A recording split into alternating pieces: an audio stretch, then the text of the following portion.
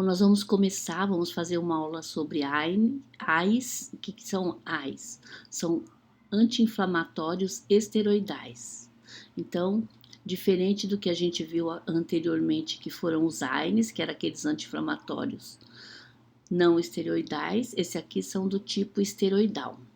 E por que eles recebem esse nome esteroidal? Por quê? Na verdade, a gente conhece ele como corticoide, glicocorticoide, e eles são sintetizados numa glândula chamada suprarrenal a partir do colesterol. Então, são hormônios de síntese do nosso organismo que apresentam como matéria-prima o colesterol, por isso eles têm uma estrutura química esteroidal e são chamados de esteroides. Essa glândula suprarrenal, ela produz não só o glicocorticoide ou o cortisol, ela produz também a aldosterona, que é o que a gente chama de um mineralocorticoide, mineralo porque ele vai agir no metabolismo de água e sais minerais. Ela produz o glicocorticoide, que é o cortisol, e ela produz também os hormônios sexuais. Então, tanto os hormônios sexuais, o glicocorticoide como o mineralocorticoide, tem o que a gente chama de uma estrutura esteroidal. Bom, essa glândula suprarrenal, ou também chamada, na maioria das vezes a gente vai encontrar ela com o nome de adrenal ou adrenais, porque são duas, elas estão localizadas acima do rim, então a gente tem a do rim direito e a do rim esquerdo, e elas exercem a função, né? Elas são glândulas, então secretam hormônios.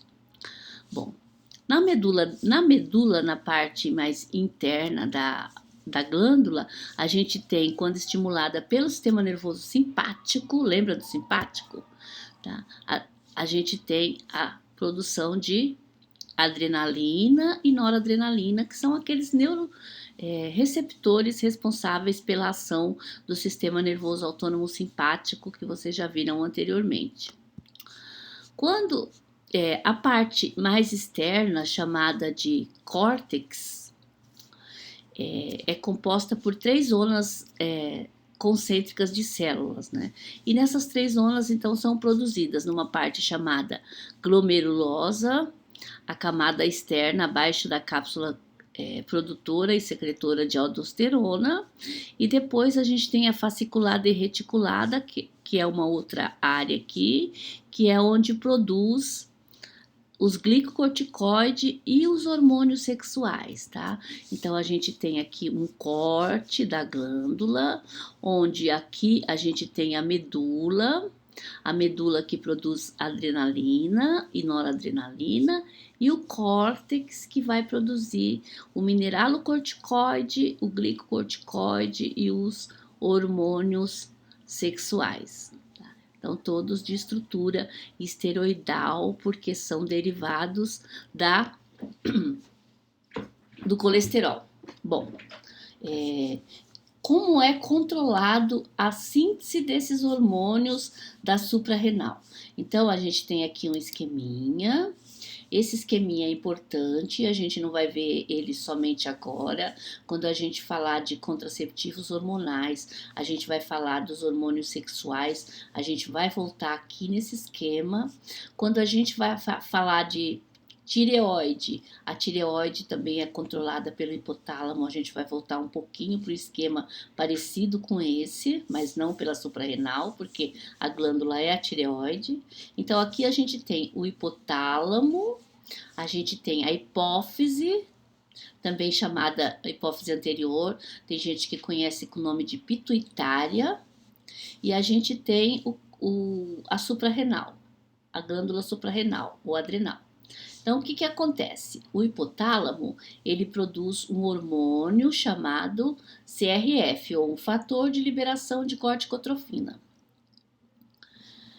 Este CRF, ele estimula na glândula pituitária, na hipófise, a produção de um outro hormônio chamado ACTH, que é o hormônio de estimulação da suprarrenal.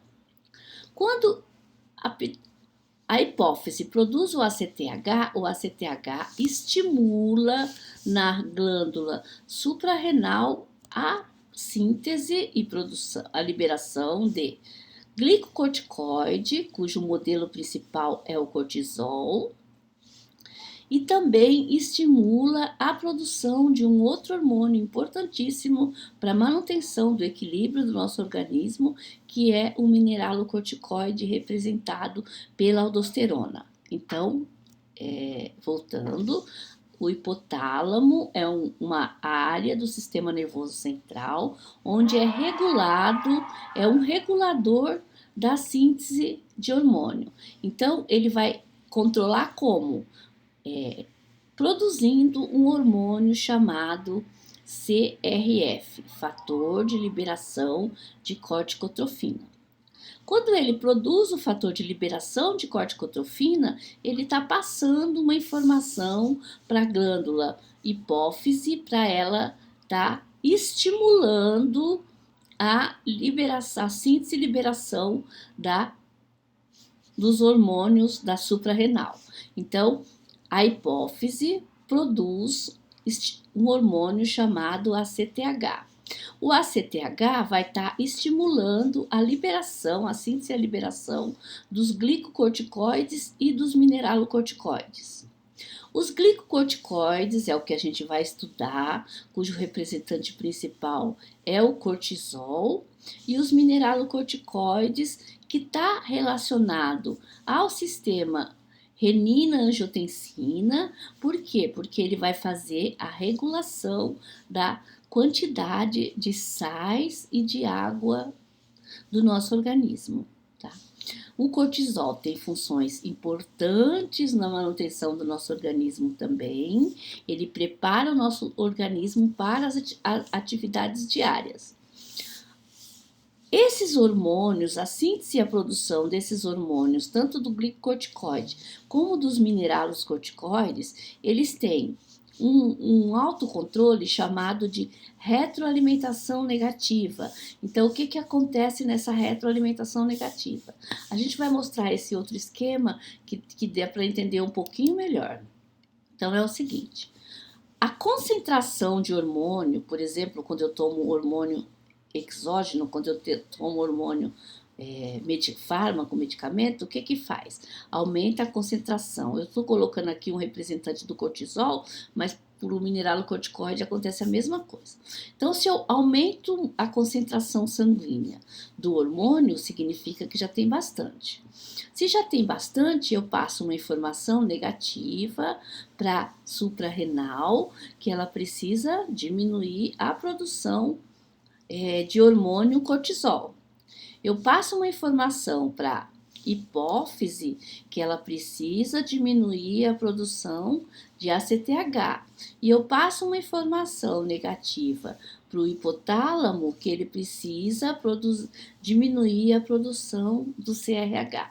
Tá? Então, o que vai determinar a síntese e liberação dos hormônios na suprarrenal vai ser o quê? A concentração plasmática desses hormônios. Se eu tiver a mais, eu vou diminuir a produção endógena, tá? Então, esse fator é super importante na regulação da quantidade de hormônio que existe no nosso organismo.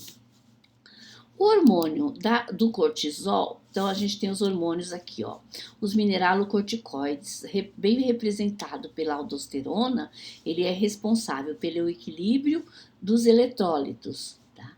Ele vai aumentar a absorção, aumento da reabsorção de sódio e excreção de potássio pelos túbulos renais. Então, ele vai agir no nosso organismo retendo líquido. É um hormônio que a gente também chama hormônio antidiurético. Ele faz um trabalho junto com outro hormônio antidiurético, a aldosterona. Ele é o hormônio antidiurético que a gente libera principalmente em situações de emergência, onde a gente precisa reter o máximo de líquido possível no nosso organismo, e a retenção de sódio e a eliminação de potássio. Então, ele está relacionado também ao sistema renina-angiotensina para fazer um controle da quantidade de água e eletrólitos do nosso organismo. Então, é um hormônio importantíssimo para a manutenção da vida. Já os glicocorticoides, que são representados pelo cortisol, ele também tem mecanismos importantes de manutenção do nosso equilíbrio homeostático. Ele está relacionado ao metabolismo dos carboidratos, proteínas e lipídios e atividades regulatórias. Tá? O cortisol é chamado o hormônio do estresse. Então, em situação de estresse, eu tenho como se fosse aqui um estímulo no hipotálamo e aumenta a liberação dos hormônios, do hormônio do cortisol. Então, ele é chamado um marcador de estresse, o cortisol. Então, a gente vai ver que quando a gente tem uma situação de estresse, a gente tem basicamente começa com infecções urinárias, várias infecções. Por quê? Ele também é um hormônio imunossupressor. Ele tem funções importantes nas nossas atividades diárias. Como a gente colocou aqui, ele regula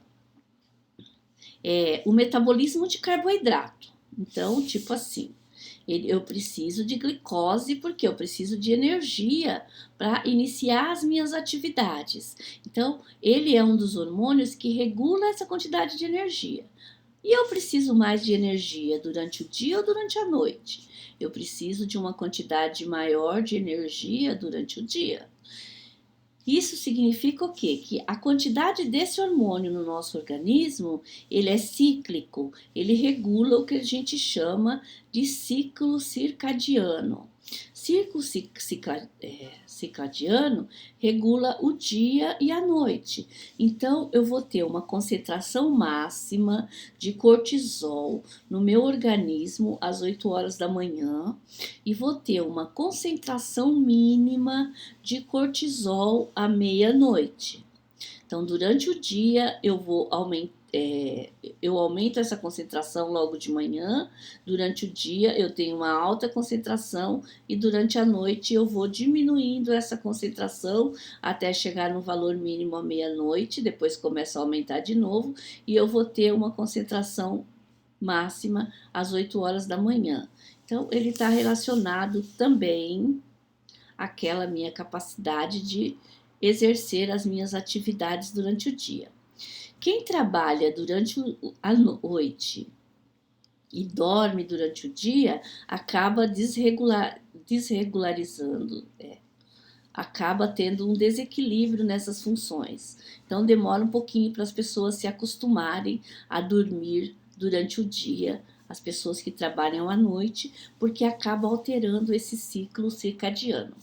Outra coisa que vocês vão perceber muito que está relacionado à função que a gente vai falar dos fármacos, do cortisol, é a imunossupressão.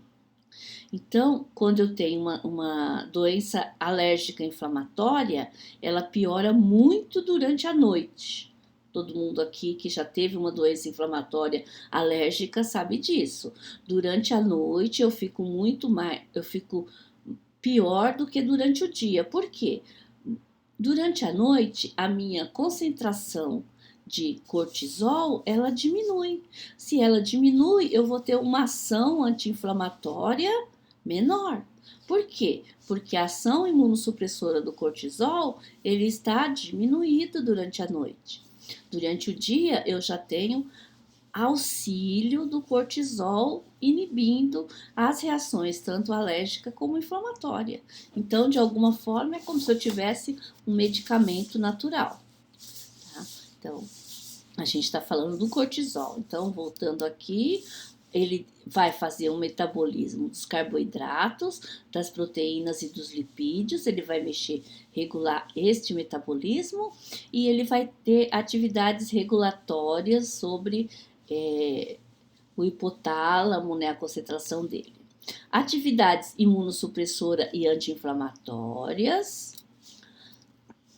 E a gente tem também os hormônios sexuais, como a estrógeno, progesterona e a testosterona, que a gente vai falar mais posteriormente. E todos esses hormônios ditos aqui, ó, são ditos hormônios esteroidais, porque eles são derivados do colesterol, tá? Então, a síntese química dele no nosso organismo é derivada do colesterol.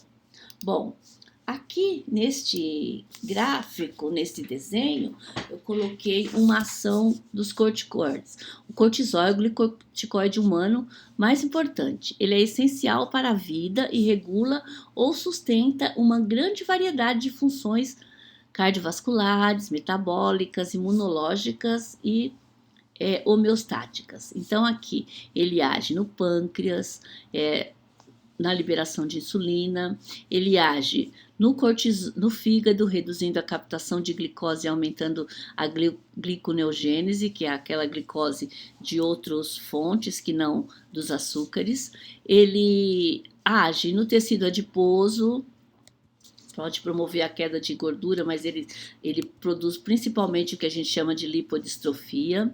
Ele age no músculo, reduzindo a captação de aminoácidos e aumentando a quebra de proteína.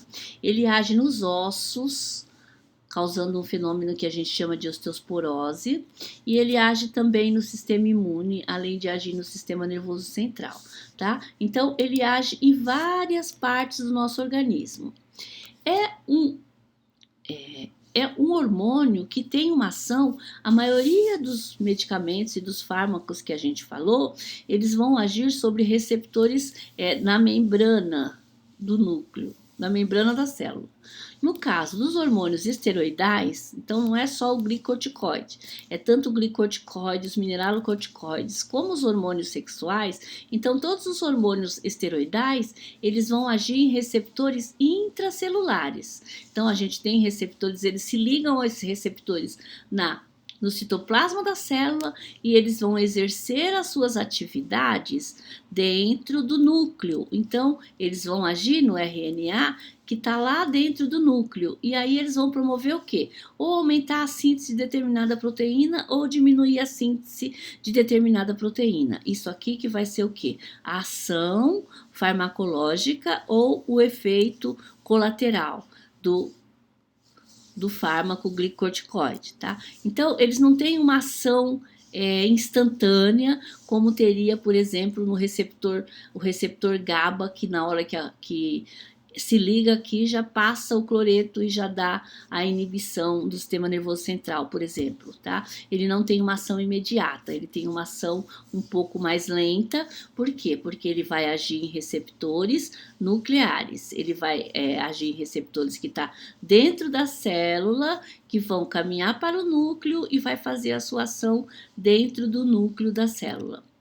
Bom, esses receptores intracelulares, eles são diferentes. Eu vou ter receptores para cortisol, receptor para mineralocorticoide e receptor para hormônio sexual. Mas dependendo da dose, eles podem perder essa seletividade. Então, quando vocês verem uma bula de um hormônio esteroidal, seja ele de glico, de mineralo ou de hormônio sexual, vocês vão ver que ele consta lá como efeito colateral ações glicocorticoide, ação mineralocorticoide e ação de hormônio sexual. Justamente por conta disso, porque dependendo da dose, a seletividade ela se perde. Então eu posso estar usando um glicocorticoide e ter um efeito de hormônio sexual, como eu posso estar usando uma substância mineralocorticoide, ter uma ação glicocorticoide ou de hormônio sexual, tá? Então, a partir do momento que eu tenho essa estrutura esteroidal, eu corro o risco de agir em outros receptores que não só os receptores glicocorticoide. Por isso, a grande quantidade de efeitos colaterais que acontece quando eu faço o uso dessas substâncias esteroidais, principalmente, e a gente está falando aqui dos glicocorticoides, tá? Então, por isso, então eles agem sobre receptores intracelulares e vão exercer seus efeitos dentro do núcleo, no RNA, alterando a síntese de proteína. Pode ser para mais ou pode ser para menos. Eles vão ter os glicocorticoides, ação metabólica, regulatória, mas o que nos interessa na farmacologia é que eles têm ação anti-inflamatória e imunossupressora. Bom, sobre o hipotálamo e a hipófise anterior, ação de retroalimentação negativa, resultando em diminuição da liberação dos glicocorticoides endógenos. O que nos vai importar é a ação, principalmente por que a gente usa glicocorticoide? Por conta da ação anti-inflamatória e imunossupressora. Por que imunossupressora? Quando a gente falou do processo inflamatório, naquele esqueminha lá que a professora falou do processo inflamatório, ela explicou que a inflamação, ele é um mecanismo de defesa. Promover a inflamação é trabalho do sistema imunológico.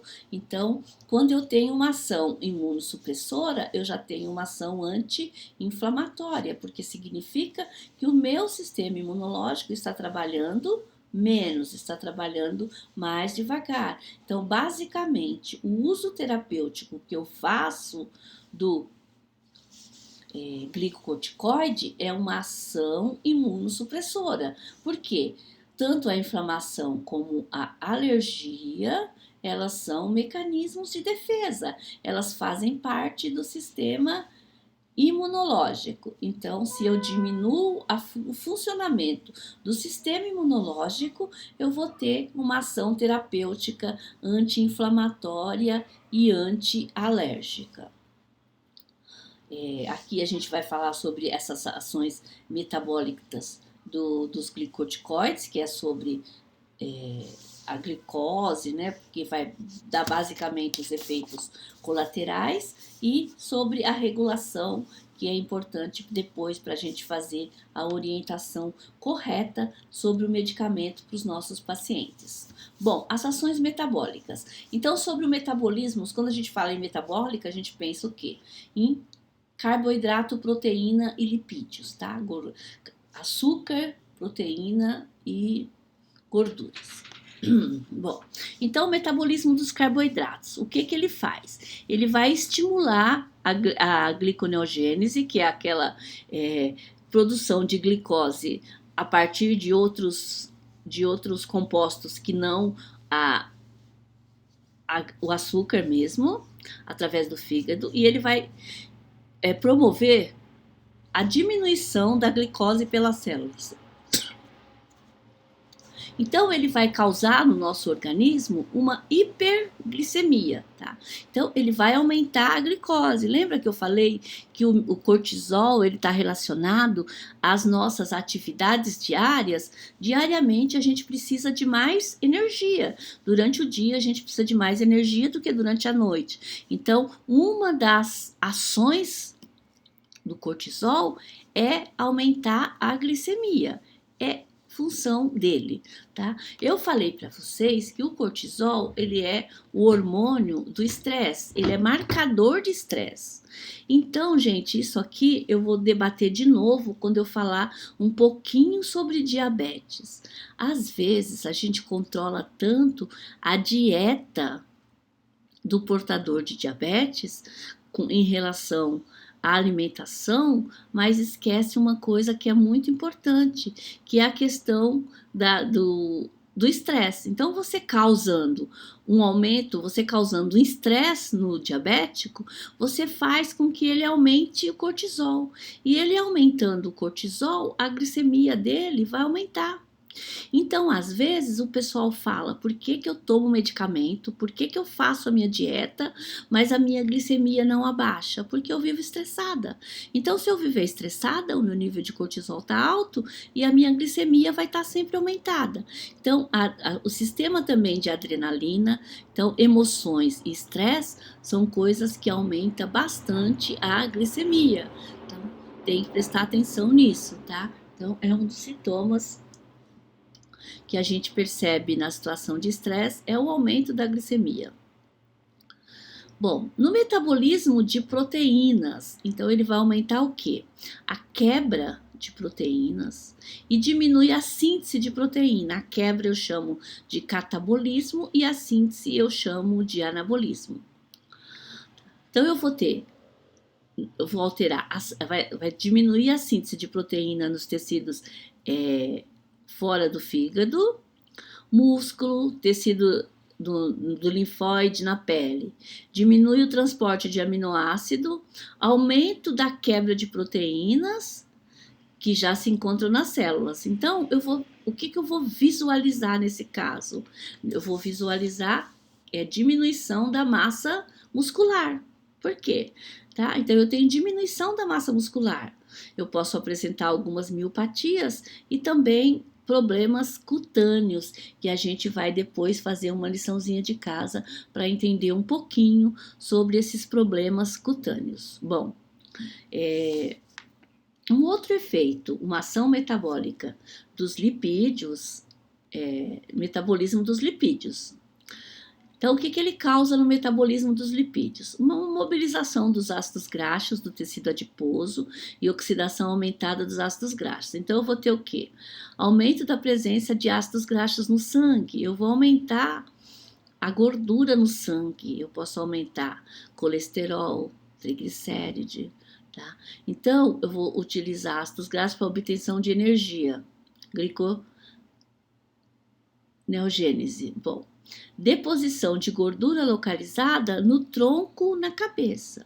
A gente vê isso muito na síndrome de Cushing e eu também, aquela obesidade, mas não é uma obesidade geral, é aumentada em algumas regiões. Então, tem a corcova, tem aumento da gordura abdominal, que é a gordura que a gente chama de abdômen, na região do abdômen.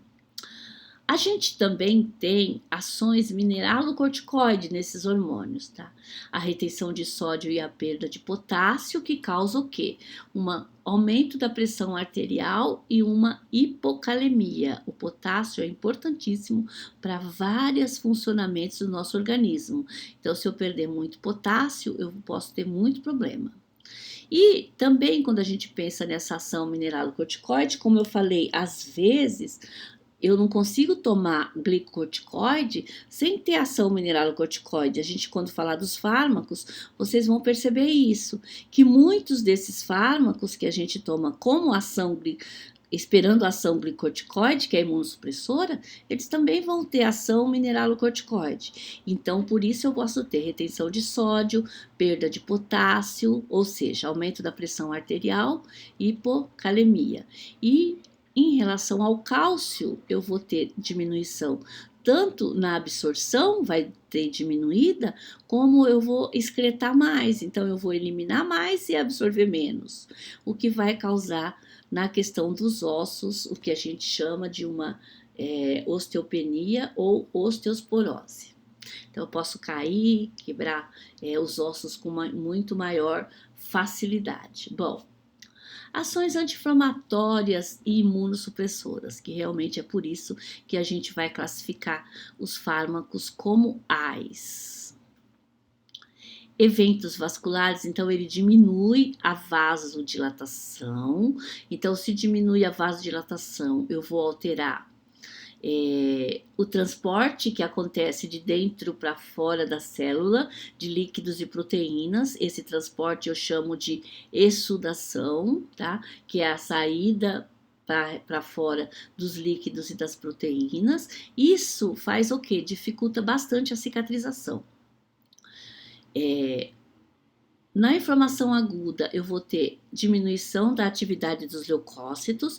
Os leucócitos são células de defesa que são responsáveis pelo processo inflamatório. E na inflamação crônica, eu vou diminuir também a atividade dos mononucleares, que são aquelas outras células de defesa do nosso organismo. Diminui a proliferação de vaso sanguíneo e tem menos tecido fibroso, que também é um mecanismo de inflamação. Nos mediadores inflamatórios imunes, eu vou ter então toda a diminuição do calor, do edema e da dor, e eu vou ter prevenção da rejeição de transplantes, que nos leva ao mecanismo de ação anti-inflamatório e imunossupressor. Eu falei que basicamente a gente utiliza o glicocorticoide porque ele é imunossupressor. Se ele é imunossupressor, ele vai ter uma ação anti-inflamatória e anti-alérgica. Bom, então, por que ele vai ter uma ação anti-inflamatória? Porque ele vai induzir a síntese de uma substância chamada lipocortina. A lipocortina é uma anexina que inibe a fosfolipase A2. Então, quando a gente lembra, voltando, eu não tenho como colocar aqui agora um desenho do processo inflamatório, mas vocês já viram antes que no processo inflamatório, eu vou ter uma lesão no fosfolipídio. O fosfolipídio vai quebrar e vai liberar a fosfolipase A2, que vai ser transformada em ácido araquidônico, que na presença de ciclooxigenase produz prostaglandina e prostaciclina, e na presença de lipoxigenase produz leucotrienos. Tá? Então, o glicocorticoide, ele vai agir diretamente na fosfolipase A2. Quando a gente falou do AINES, a gente falou que o AINES inibia a COX. Então, ele age de um lado do processo inflamatório, inibindo a ciclooxigenase e diminuindo a produção de prostaglandina e prostaciclinas. O glicocorticoide, ele vai agir mais em cima, ele vai agir na fosfolipase A2. Então, ele vai inibir as duas vias do ácido araquidônico. Ele vai diminuir drasticamente tanto a produção de prostaglandina como a produção de leucotrienos. Os leucotrienos era aquele responsável pela broncoconstrição e o lado das prostaglandinas e prostaciclinas pela inflamação. Por isso ele vai ter uma ação tanto anti-inflamatória como anti-alérgica, porque ele também vai diminuir a produção de leucotrienos.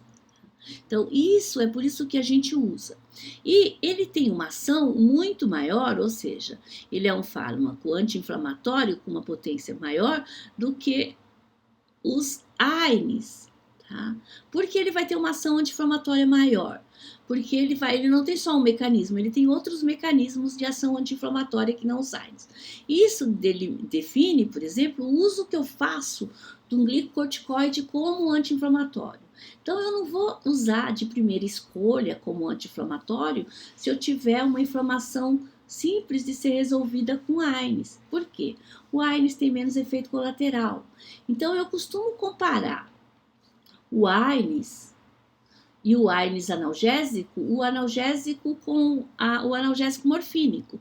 Eu vou usar analgésico morfínico quando o analgésico AINES, como o dipirona, ele não está mais conseguindo resolver a situação. Aí eu vou usar a morfina, que é um analgésico opioide. Eu comparo a mesma coisa dos AINES com os AIs. Eu vou usar o glicocorticoide como anti-inflamatório quando um anti-inflamatório não esteroidal, ele não estiver dando conta do recado. Então, quando o diclofenaco não resolveu o problema, eu vou usar dexametasona, eu vou usar um glicocorticoide. Por quê? Porque o AINES, ele tem bem menos efeito colateral do que o cortisol. Então, eu vou deixar o cortisol para aquelas inflamações que eu não consigo resolver com o AINES. Então, se eu tenho em casa, se eu tenho um problema crônico, uma dor crônica que eu consigo melhorar com diclofenaco, eu vou usar diclofenaco. Mas se eu tenho uma queda da laje, Se eu tenho um acidente de automóvel e eu chego com uma inflamação generalizada, eu vou usar no hospital, eu vou usar um glicocorticoide, eu não vou usar um diclofenaco, tá? Então, é isso a questão de uso. Bom, induz a síntese, então, vai inibir direto a fosfolipase A2. Esse é o principal mecanismo anti-inflamatório dos glicocorticoides. Ele vai diminuir também a biossíntese da ciclooxigenase 2, que é aquela enzima que transforma o ácido araquidônico nas prostaglandinas e que surge durante o processo inflamatório. Ele vai diminuir algumas citocinas, que são aquelas interleucinas inflamatórias, e vai aumentar algumas citocinas anti-inflamatórias. Então, ele tem diversas ações que faz com que ele tenha um mecanismo, uma ação anti-inflamatória. A principal é que ele vai inibir a fosfolipase A2. Tá? Diminuindo a produção de prostaglandinas e todos os leucotrienos. Bom, e o que nos interessa em tudo isso seria, então, os usos clínicos, as indicações clínicas. Então, para que eu uso glicocorticoide? Principalmente, eu uso na terapia de reposição. Então, supondo que a minha suprarrenal não está trabalhando do jeito que deveria, ela não está produzindo glicocorticoide e mineralocorticoide por conta de alguma doença. Por exemplo, eu tenho uma doença chamada doença de Addison, onde eu tenho uma insuficiência na produção desses hormônios. E aí eu vou utilizar um glicocorticoide. Normalmente, para tratar a doença de Addison, eu utilizo a hidrocortisona. A hidrocortisona é o que eu tenho mais parecido com o cortisol.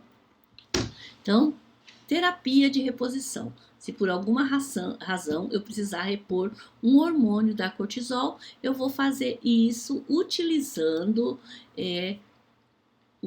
a terapia hormônios análogos hormonais sintéticos. Bom,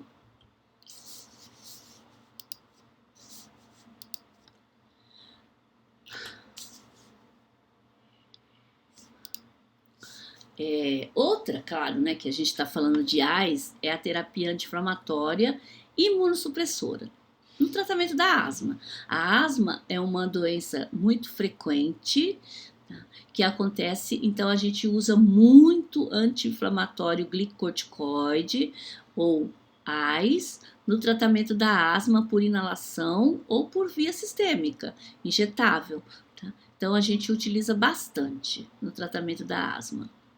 A gente usa uso tópico em condições inflamatórias da pele, dos olhos, do ouvido. Tá? Então, a gente usa também bastante as pomadinhas de glicocorticoide. Nas reações de hipersensibilidade, reações alérgicas graves a drogas ou ao veneno de insetos. Tá? Então, em quase todos os casos de hipersensibilidade, mas reações graves, a gente utiliza, por exemplo, eu tive um choque anafilático porque eu sou alérgico a tal medicamento, eu chego no médico e o médico vai me dar um glicocorticoide porque precisa de um efeito rápido. Nas doenças autoimunes, o que são doenças autoimunes? São patologias que estão relacionadas ao funcionamento do meu sistema imunológico. Tá? Então, de repente, eu comecei a responder a uma proteína no meu organismo que o meu organismo entende, o meu sistema imunológico entende como um corpo estranho. E aí ele começa a fazer uma destruição dessa proteína. Tá? Eu estou dando um exemplo de uma proteína que está nas articulações, então artrite reumatoide. É uma doença autoimune, mas eu tenho o lúpus, que também ataca, eritematoso sistêmico, que ataca todo o sistema, pode atacar a parte também de músculo, articulação, sistema nervoso central. Eu tenho a anemia hemolítica, que destrói as células sanguíneas. Eu tenho a púrpura trombocitopenítica idiopática, que diminui drasticamente o número de plaquetas. Então, para essas doenças autoimunes, eu vou estar utilizando glicocorticoide.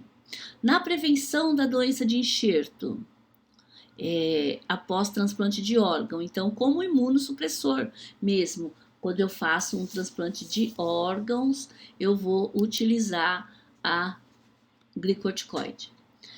No tratamento do câncer, então terapia de doenças neoplásicas, em condições com agentes citotóxicos ou tratamento de câncer de malignidade específica, doença de Hodgkin, leucemia. Então tem vários tratamentos onde a gente associa o uso de glicorticoide aos antineoplásico ou mesmo utiliza ele como antineoplásico. Eu posso usar como adjuvante para reduzir o edema cerebral em pacientes com tumores cerebrais primários.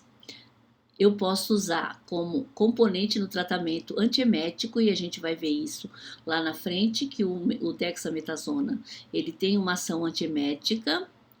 Bom, quando utilizados como agentes anti-inflamatórios e imunossupressores, as ações metabólicas, elas, claro, vão se tornar efeitos adversos, né? Isso é verdade. A gente, quando usa o medicamento, a gente utiliza o medicamento de determinadas formas que fazem com que eles tenham ação que a gente quer, que é ação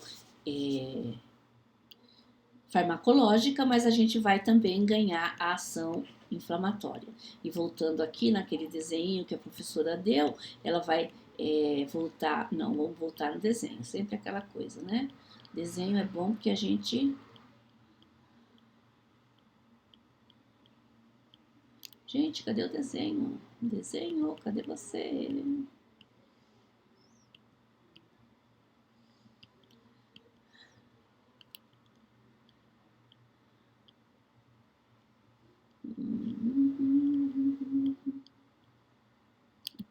Aqui mesmo.